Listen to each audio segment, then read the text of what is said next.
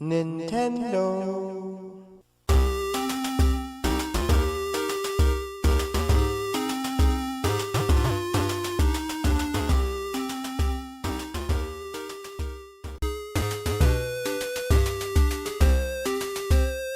Tennis is a sports game developed and released by Nintendo for the NES. In North America and Europe, Tennis was one of the launch games for the NES. A Game Boy version was also released.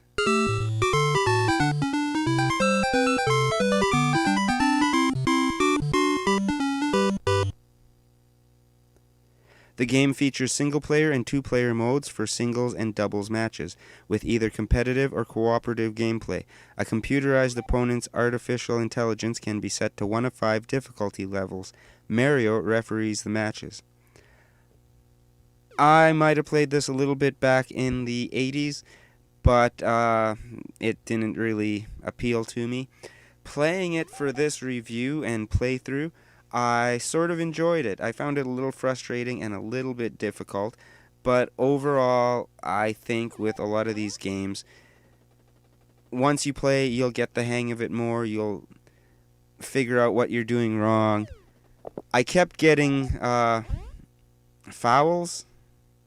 I kept getting faults and double faults. I didn't really know what I was doing wrong either, but then that was while I was serving, and I just stopped pressing anything.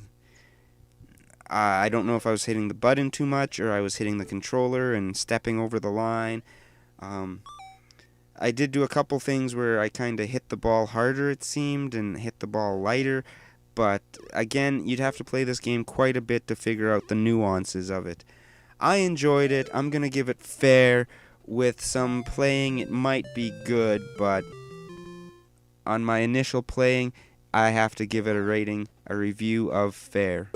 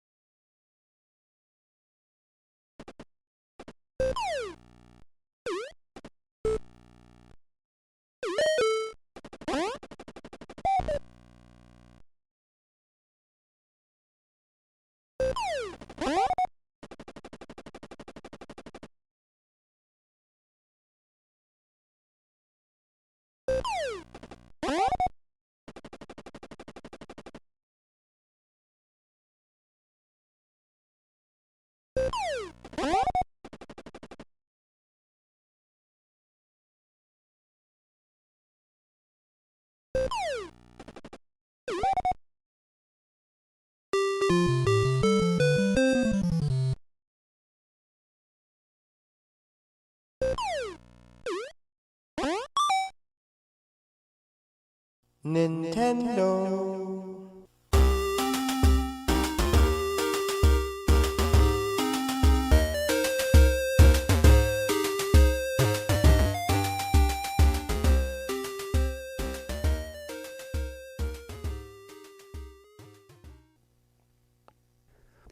Wild Gunman is a light gun shooter game created by Nintendo. Originally created for arcades in 1974, it was updated and released in 1985 as a launch title for the Nintendo Entertainment System, being among the few games making use of the NES Zapper peripheral. I didn't really enjoy this game. I found it very simple and boring, and yeah, just not for me. It wasn't terrible, but it wasn't good, so it just gets a review of bad.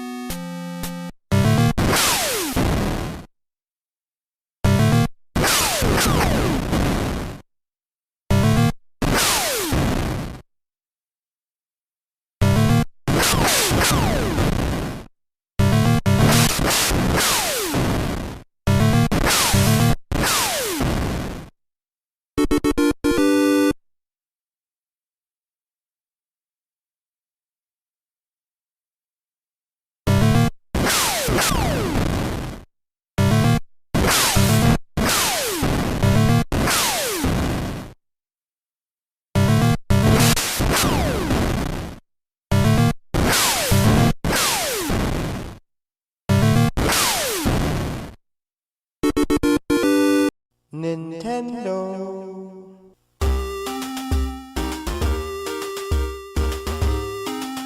Wrecking Crew is a 1985 action game developed and published by Nintendo. It was designed by Yoshio Sakamoto and released as a launch title for the Nintendo Entertainment System. The player controls Mario, or Luigi in two-player mode, and attempts to destroy all of a certain set of objects with a large hammer on each of 100 levels. Mario cannot jump because of the hammer's weight. The player can select any level to start on from the title screen. Each level takes place on a playfield divided into an invisible grid, each space of which can contain one object. Objects include destructible walls, pillars, and ladders, indestructible barrels and ladders, bombs that destroy all connected destructible objects, and various enemies that Mario must avoid. Doors may also exist, which can be opened to cause enemies to move harmlessly into the background. The game also introduced a new character, a construction foreman named Spike, believed to be an early version of Wario, who chases Mario and attempts to disrupt him by knocking down objects and causing him to fall to the bottom of the playfield. The player starts the game with 5 lives and loses a life whenever Mario comes in contact with an enemy or fireball. The game is over when all lives are lost. Because Mario lacks the ability to jump, the player must figure out the optimal order in which to destroy objects. For example, if a player destroys a ladder too soon, a wall may become unreachable and thus the player cannot finish the level. Destroying multiple objects in a row, usually with a chain of bombs, scores extra bonus points, and occasionally bonus items may appear that Mario can collect.